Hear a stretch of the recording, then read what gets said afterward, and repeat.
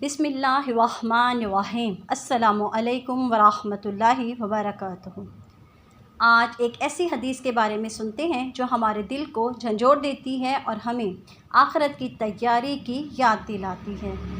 رسول اللہ صلی اللہ علیہ وآلہ وسلم نے فرمایا، قیامت کے دن انسان کے قدم اس وقت تک نہیں ہٹ سکیں گے جب تک اس سے 5 چیزوں کے بارے میں سوال نہ کر لیا جائے۔ اس کی عمر کس چیز میں گزاری، اس کے علم پر کتنا عمل کیا، اس کا مال کہاں سے کمایا اور کہاں خرچ کیا، اس کا جسم کس کام میں گھلایا۔ ترمذی حدیث نمبر 2416۔ ہم میں سے ہر شخص اپنی زندگی گزار رہا ہے، لیکن یہ زندگی دراصل ایک امانت ہے۔